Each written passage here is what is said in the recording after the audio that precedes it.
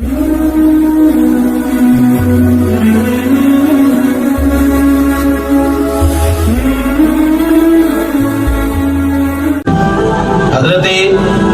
ابو امامہ باہلی رضی اللہ تعالی عنہ نبی پاک علیہ الصلوۃ والسلام کے بڑے پیارے صحابی ہیں. یہ بڑا معروف فرمان ہے نا، حسین منی و انا من حسین، حسین مجھ سے ہے اور میں حسین سے ہوں. یہ سب کو یاد ہے الحمدللہ. یہ صدقہ آل نبی کی اور محبت کا کہ یہ فرمان میرے مصطفیٰ کا ہر کسی کو یاد ہے کہ حسین مجھ سے ہے اور میں حسین سے ہوں. قیامت تک فرمان ہے میرے آقا کا کہ حسین مجھ سے اور میں. لیکن کچھ خوش نصیب صحابہ وہ ہیں کہ جن کو میرے آقا نے یہ اعزاز عطا کیا ہے، جن کو اپنی اہل بیت میں شامل فرمایا ہے. مثلا حضرت سلمان فارسی رضی اللہ عنہ، ان کو نبی پاک علیہ الصلوۃ والسلام نے بطور خاص اعزازاً فرمایا کہ سلیمان من اہل بیتی، فرمایا سلیمان میرے اہل بیت میں سے، سلمان میرے اہل بیت میں سے. اسی طرح حضرت ابو امامہ باہلی جو ہیں، یہ جب مسلمان ہوئے تو بیت رضوان والا جب واقعہ ہوا، بیت رضوان آپ سب کو معلوم ہے صلح حدیبیہ جہاں پر ہوئی تھی، جن کے بارے میں سورہ فتح کے اندر اللہ پاک نے فرمایا کہ لقد رضی اللہ عن المؤمنین اذ یبایعونک تحت الشجرہ، کہ اللہ راضی ہو گیا ہے ان تمام صحابہ سے جنہوں نے درخت کے نیچے میرے مصطفیٰ کے ہاتھ پر بیعت فرمائی. اب قرآن جس کے بارے میں فرما دے کہ اللہ راضی ہے، قرآن جس کے بارے میں فرما دے کہ اللہ اس سے راضی ہے، تو دنیا کا کوئی چول شخص کھڑا ہو کے کہہ دے نعوذ باللہ کہ وہ جو ہے وہ نبی پاک صلی اللہ علیہ وسلم کا نعوذ باللہ ان کی وفات کے بعد ایسا ہو گیا تھا، ایسا ہو گیا تھا، یا حضرت بی بی فاطمہ کے ساتھ اس نے یہ سلوک کیا، یا حضرت علی کے ساتھ اس نے ایسا سلوک کیا، تو وہ جہنمی ہے، کیونکہ وہ قرآن کا انکار کر رہا ہے. قرآن کے اندر اللہ تعالیٰ نے واضح طور پر فرمایا کہ اللہ تعالیٰ راضی ہے ان لوگوں سے جنہوں نے درخت کے نیچے میرے مصطفیٰ کے ہاتھ پر بیعت فرمائی. تو قرآن کا انکار جو ہے وہ کفر ہے، قرآن کا انکار کفر ہے. قرآن پر عمل نہ کرنا اور بات ہے، قرآن کا انکار کرنا اور بات ہے، نماز نہ پڑھنا اور بات ہے، یہ بے عملی ہے. لیکن نماز کا انکار کر دینا کہ یہ فرض نہیں ہے، یہ کفر ہے. تو کبھی بھی انسان کو انکار کی طرف نہیں جانا چاہیے، کبھی بھی نہیں جانا چاہیے. تو سب سے پہلے قرآن ہے، پھر حدیث ہے، پھر تاریخ کی باتیں ہیں. اسی کی کیتا ہے بدقسمتی ساڈی ہے کہ اسی تاریخ نو پہلے نمبر تے رہندا ہے، اس تو بعد اسی جناب جی حدیث نو، اس تو بعد اسی قرآن نو. قرآن تے اسی پڑھ دے کوئی، اسی تاریخ دیاں کتاباں پڑھنے حوالے دینے تے تاریخ دیاں کتاباں دے. سب سے پہلے قرآن پڑھو. جب قرآن پڑھو گے، قرآن سے بات پتہ چلے گی، پھر پتہ چلے گا مقام حسین کیا ہے، مقام صحابہ کیا ہے، مقام اہل بیت کیا ہے. تو حضرت ابو امامہ جو باہلی ہیں، یہ نبی پاک صلی اللہ علیہ وسلم کے پاس حاضر ہوئے تو سرکار کو عرض کرتے ہیں یا رسول اللہ صلی اللہ علیہ وسلم میں بھی بیت رضوان والوں میں سے ہوں، میں بھی بیت رضوان والوں میں. بڑی خوشخبری ہے نا، بڑی خوشخبری ہے. آقا کریم علیہ الصلوۃ والسلام نے فرمایا انتا منی و انا منکا، فرمایا تو صرف بیت رضوان والوں میں شامل نہیں ہے، میں تجھ سے ہوں، تو مجھ سے ہے. یہ محبت کا آخری ایک انداز ہے. جب میرے آقا کریم علیہ الصلوۃ والسلام کو کسی پر بہت زیادہ پیار آتا تو فرماتے کہ تو میرے نال ہے، میں تیرے نال ہوں. پھر آقا کریم علیہ الصلوۃ والسلام نے فرمایا کہ اب اپنے قبیلے کی طرف جا. یہ بات سننے والی ہے. اپنے قبیلے کی طرف جا اور وہاں پر جا کر اپنے قبیلے والوں کو اسلام کی دعوت دے. یہ ہے مسلمان کا سب سے پہلا فرض. اپنے قبیلے، یہاں پر کیا ہے، اپنا گھر ہے، اپنا گھر ہے. اگر اللہ پاک والد کو یا والدہ کو نماز کی توفیق دے دے تو سب سے پہلا اس کا فرض کیا ہے کہ اپنی اولاد کو نماز کی طرف لے کر سب سے پہلے ابتدا کس سے کرے، اپنی اولاد سے کرے. وَأَنذِرْ عَشِيرَتَكَ الْأَقْرَبِينَ. رسی تے امتی ہے نا، اللہ پاک نے ساڈے نبی نو حکم فرمایا سی وَأَنذِرْ عَشِيرَتَكَ الْأَقْرَبِينَ، میرے مصطفیٰ جو سب سے زیادہ آپ کے قریبی ہیں، سب سے پہلے میرا پیغام ان کو پڑھ کر سنو. اللہ کا فرمان بھی ہے، میرے مصطفیٰ کی سنت بھی ہے، اور نبی پاک صلی اللہ علیہ وسلم کی تعلیم بھی ہے. تو فرمایا جاؤ اور جا کر اپنے قبیلے والوں کو اسلام کی دعوت.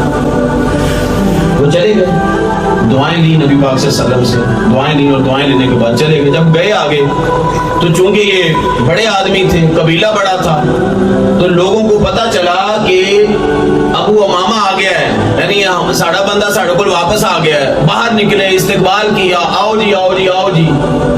اب گئے تو آپ نے سب سے پہلے کہا قولوا لا الہ الا اللہ تفلحوا، فرمایا میں آیا ہوں اس غرض سے کہ میں تمہیں مصطفیٰ کریم علیہ الصلوۃ والسلام کے کلمے کی دعوت دوں. وہ جو ایسے تھے نا ہاتھ، یہ دیکھیں وہ ایسے ہو گئے نیچے. ایسی تو سمجھا سی شاید تم محمد دین چھاڑ کے واپس آ گئے نعوذ باللہ، تو تم آ کے ہمیں ان کے یعنی ان کے دین کی طرف لے کے جانا چاہتا ہے دوبارہ، یعنی خود چلا گیا ہمیں بھی گمراہ کرنا چاہتا ہے.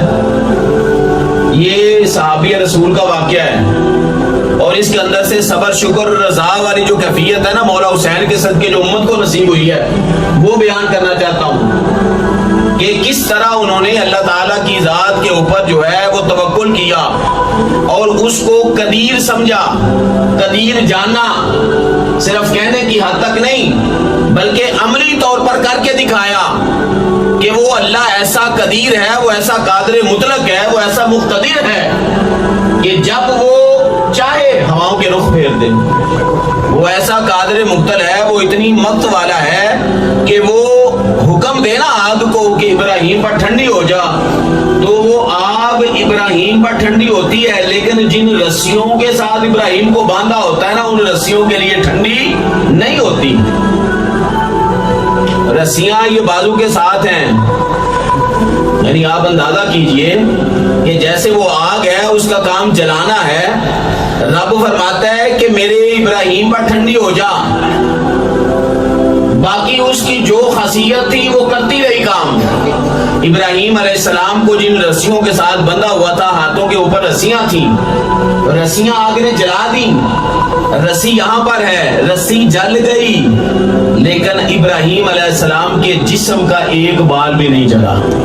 اس کو کہتے ہیں قادر مطلق، اس کو کہتے ہیں قادر مطلق. یوسف علیہ السلام کا بھی رب وہی تھا جو آج ہے، ابراہیم علیہ السلام کے دور میں بھی رب وہی تھا جو آج ہے. بھائیوں نے پھینک دیا تھا نا کنویں کے اندر، چھوٹے سے بچے تھے، کوئی بہت بڑے نہیں تھے، وہ اکثر نہیں تھے، پھینک دیا. آئے قافلے والے اٹھا کے لے گئے، بازار میں بک گئے، جیل میں چلے گئے. عورت نے الزام لگا دیا. کوئی فیملی کی سپورٹ تھی وہاں پر؟ بتائیے، نہیں تھی نا. کوئی رشتہ دار تھے، کوئی دوست تھے، کوئی قبیلہ، کوئی فیملی، کوئی خاندان، کوئی کنبہ، کوئی بھی نہیں تھا.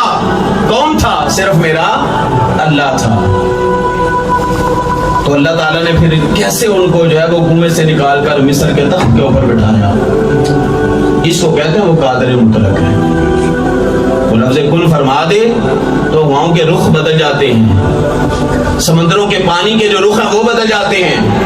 آگ جلانا بند کر دیتی ہے، جو چھریاں ہیں وہ چلنا ختم ہو جاتی ہیں جب اس کا حکم ہوتا ہے. لیکن یہ ہر جگہ پر نہیں ہوتا. کبھی اس نے اپنا قانون بنانا ہوتا ہے اور کبھی اس نے اپنا قانون بدل کر، قانون فطرت جو ہے یہ بدل کر امت کو ایک پیغام دینا ہوتا ہے، لوگوں کو بتانا ہوتا ہے کہ دیکھو میں قادر مطلق ہوں. آگ جلانے والی ہے لیکن جب میرا حکم آتا ہے تو آگ نہیں جلاتی. چھری کاٹنے والی ہے لیکن جب میرا حکم آتا ہے تو چھری نہیں کاٹتی. لیکن میدان کربلا میں تیر لگ بھی رہے ہیں، جسموں سے آر پار ہو بھی رہے ہیں، تو کیا اس وقت رب کا حکم نہیں آیا ہوگا؟ ہاں، اس وقت مولا حسین اور آپ کے پورے کنبے کو اللہ تعالیٰ نے اتنا پسند فرمایا کہ آپ کی آج جو قربانی ہے، آپ کی جو آج شہادت ہے، دوستان محترم، اگر اسماعیل علیہ السلام کے گلے کے اوپر چھری پھرنے لگی ہو تو اللہ تعالیٰ دھمبا بھیج دے، تو کیا خیال ہے جب علی اصغر کے معصوم حلق کے اوپر جب تیر آ کر لگے تو اس وقت اللہ دھمبا نہیں بھیج سکتا تھا؟ کیا اللہ اس وقت قادر نہیں تھا؟ نعوذ باللہ. کیا اللہ تعالیٰ کو مولا حسین کی آل اولاد سے پیار نہیں تھا؟ سب کچھ تھا، لیکن اس وقت انسانیت کے لیے دین اسلام کو ہمیشہ سے سر بلندی عطا فرمانی تھی. فرمایا وہ میری قدرت تم نے دیکھ لی اور یہاں پر میرے محمد کی آل کا صبر تم نے دیکھ لیا. اس لیے اقبال نے کہا نا صدق خلیل بھی ہے عشق اور صبر حسین بھی ہے عشق. وہاں پر جب ابراہیم علیہ السلام کا نام لیا تو صدق کا لفظ استعمال کیا، حالانکہ وہ صابر بھی تھے، صبر وہاں پر بھی تھا، لیکن انہوں نے خواب کو سچا کر دکھایا. انہوں نے جو خواب دیکھا تھا، قرآن نے کیا کہا؟ قد صدقت الرؤیا، اے ابراہیم جو ہم نے آپ کو خواب دکھایا آپ نے وہ خواب سچا کر دکھایا. تو اللہ تعالیٰ نے قرآن کے اندر ان کی سچائی کا اعلان کیا. تو اس لیے اقبال کہتا ہے صدق خلیل بھی ہے عشق اور صبر حسین بھی ہے عشق. حسین بھی سچے تھے، لیکن میدان کربلا میں جو خوبی جو وصف سب سے زیادہ نمایاں تھا نا وہ صبر والا تھا. دوستان محترم، جب ہماری زندگی کے اندر یہ دو چیزیں آ جائیں گی نا، کتنی چیزیں؟ صرف دو چیزیں، ایک سچائی اور دوسرا صبر. ہمیں ابراہیم علیہ السلام کی دوستی کا فیض بھی ملے گا اور مولا حسین کی جو صبر والی زندگی ہے اس کا فیض بھی ملے گا. اب ابراہیم علیہ السلام کون ہیں؟ ابراہیم علیہ السلام جد الانبیاء ہیں. امام حسین کون ہیں؟ آل مصطفیٰ ہیں. یہ جو درود ابراہیمی ان کے اندر دونوں کا ذکر آتا ہے، اللہم صلی علی محمد وعلی آل محمد.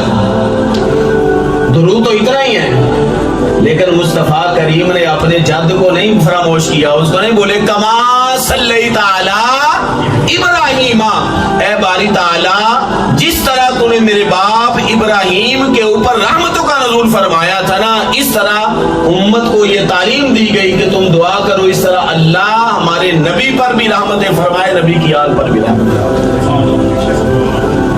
تو اس لیے سچائی ہمیشہ ہونی چاہیے، صبر ہونا چاہیے. حضرت ابو امامہ باہلی جو تھے جب وہ قبیلے والے کے پاس گئے تو لوگوں نے اس طرح ہاتھ جب پیچھے کر دیے نا، تو بھوک لگی ہوئی تھی آپ کو. بندہ جب سفر سے ایسے کر کے جاتا ہے نا، تو آج کل کیا نا دیکھیں، آج کل تو جناب لگژری ہمارے پاس گاڑیاں ہیں، لگژری سفر ہوتے ہیں، ٹھیک ہے نا. اس وقت کی بہت بات ہے جب پیدل سفر ہوتے تھے، اوپر سورج ہوتا تھا، نیچے ریت ہوتی تھی. علاقہ بھی تو دیکھیں نا، ناروی والا علاقہ بھی نہیں تھا، وہ علاقہ بھی جناب گرم تھا، وہ ریگستان. آج کل ہم اگر اس کو دیکھنا ہو تو چولستان کی طرف، بلوچستان کی طرف چلے جائیں، جہاں پر لوگوں کو پینے کے لیے جو ہے نا وہ صاف پانی میسر نہیں ہے، اور ہم یہاں ضائع کرتے رہتے ہیں پانی. کہنا ساڑھے کو وادو ہے، چلو جتنا مرضی بچے باٹتے ہیں واش روم دے تو ٹوٹی کھول کے بس کھلوتے ہی رہتے ہیں. اسی وضو کرنے آتے ہیں، ٹوٹی کھول کے اسی گلا کرتے رہنے ہیں. برش کرنے ہیں جدو صبح، ٹھیک ہے، پیس لا کے برش کر کے کرتے رہنا، ٹوٹی چلتی رہتی ہے، پانی بھاگتا رہتا ہے، اور اسی جناب دند صاف کرنے ہیں. بھائی پانی اللہ کی بہت بڑی نعمت ہے، اس کی قدر کرنی چاہیے. یا ہم اپنا ہی نقصان کر رہے ہیں. نبی پاک صلی اللہ علیہ وسلم کا فرمان ہے کہ اگر بہتے پانی کے اوپر بھی کھڑے ہو کر بیٹھ کر وضو کر رہے ہو تو وہاں پر بھی پانی کے اندر اسراف فضول خرچی نہ کرو. پانی وہاں پر جو ہے بہتا پانی ہے تو وہاں پر کیا ہے؟ وہ تو سمندر ہے، دریا ہے، نہریں ہیں. فرمایا وہاں سے تمہیں ایک تربیت ملے گی، وہاں سے تمہیں پتا چلے گا کہ میں نے جو وضو کرنا ہے پانی کا استعمال تھوڑا کرنا ہے. لیکن اینا بھی تھوڑا نہ کرو کہ وضو دے اعضاء جڑے نے وہی سکے رہ جان. جلدی جلدی ہے بس اتنے منہ دے اتنے پانی چھٹا مارے تے چلو جی تھلوں ہے جڑا ہر کے سکا رہا. باواں دھوتیاں تے جڑیاں کونیاں نے سکیاں رہیاں، اینا بھی پانی تھوڑا استعمال نہیں کرنا، ٹھیک ہے نا. مطلب وضو مکمل کرے لیکن فضول خرچی وہ نہ کرے. تو حضرت امام ابو امامہ باہلی جو تھے، جب قبیلے والوں نے اس طرح دھتکار دیا نا، ریجیکٹ کر دیا، تو بھوک لگی ہوئی تھی، سفر لمبا کر کے آئے تھے، جو راستے میں راشن پانی ذاتی رہا تھا وہ ختم ہو چکا تھا. اب ہوا کیا؟ یہ ہمارے صبر اور رضا اور یاد کی گفتگو کا میسج ہے، اور صحابی رسول کی زندگی سے کتنا بڑا میسج ہمارے لیے. دمم مسفوحہ، قرآن اس کو حرام کہا ہے. دمم مسفوحہ، دم مسفوح اس کو بولتے ہیں. دم خون کو کہتے ہیں اور مسفوح جو جاری ہوتا ہے. پہلے لوگ کیا کرتے تھے، وہ گوشت کے ساتھ خون بھی کھاتے تھے، نعوذ باللہ، گوشت کے ساتھ خون بھی کھاتے تھے. وہ جب گئے قبیلے والوں میں تو انہوں نے جناب وہ گوشت بھی کیا اور ساتھ وہ جو دم مسفوح تھا، وہ جو بہتا ہوا جو خون ہے اس کو پکڑا اور کھانا شروع کر دیا انہوں نے. اور انہوں نے حضرت کو پیش کیا، ان کا چلو نہیں سوری پہلے انہوں نے مانگا، دودھ مانگا، پانی مانگا. انکار کر دیا. انہوں نے کہا ہمارے پاس تو یہ دم مسفوح ہے, ہم یہ دیں گے آپ کو. کیونکہ وہ آگے نہ ہوتے زید چاہ گئے کہ تو ہمیں اسلام کی دعوت دینے آیا ہے, ہم تیرے ساتھ اتنا برا سلوک کریں گے کہ تجھے بھوکا پیاسا تڑپا تڑپا کر ماریں گے. اگر ہے تو پھر یہ دم مسفوح ہے ہمارے پاس. اور قرآن نے اس وقت اس کو حرام کر دیا تھا. حرمت علیکم المیتۃ والدم ولحم الخنزیر وما اہل بغیر اللہ. یہ سارا جو سورہ مائدہ کے اندر حرام جو گوشت ہے جانوروں کا ذکر, اور وہاں پر دم مسفوح ہے. تو انہوں نے کیا کیا, انہوں نے کہا ٹھیک ہے میں حرام کی طرف نہیں جاؤں گا, میں حرام کی طرف, یہ جملہ سنیے, میں حرام کی طرف نہیں جاؤں گا. اور انہوں نے کہا اگر میں حرام سے بچ جاؤں گا تو اللہ مجھے اپنی جناب سے بہترین حلال عطا فرمائے گا. اگر میں حرام سے بچ جاؤں گا تو اللہ مجھے اپنی بارگاہ سے بہترین حلال عطا کرے گا. لیکن اس کے لیے صبر کی ضرورت ہے, اس کے لیے صبر کی ضرورت ہے. اب یہ ہے ہماری زندگی کا دار و مدار کہ ہماری زندگی کے اندر پریشانیاں کیوں ہیں. ہمارے اندر ایک تو حلال اور حرام کی تمیز باقی نہیں رہی, دوسرا ہمارے اندر بے صبری بہت زیادہ آ گئی ہے. صبر کا دامن ہم نے چھوڑ دیا ہے, اور جب صبر چھوڑ دیا تو پھر اللہ ساتھ کہاں ہوگا.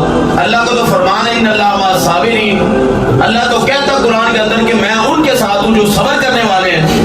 اسی زیادہ کی تھی اسی صبر کرنا ہی کو نہیں, تو پھر اللہ کی مدد ساڑھا کس طرح آئے گی. وہ صحابی رسول تھے, انہوں نے کہا یہ حرام ہے, میں یہ نہیں کھاؤں گا. انہوں نے کہا پھر جاؤ. نہ کسی نے بستر دیا, نہ کسی نے یہ کہا کہ آ جاؤ ہمارے گھر کے اندر, ہم تجھے سلا دیتے ہیں, آرام کر لو. کسی نے ایون کہ پانی کا قطرہ تک نہیں دیا, ڈراپ آف واٹر بھی کسی نے نہیں دیا, ملک دودھ نہیں کسی نے نہیں دیا, دھتکار دیا.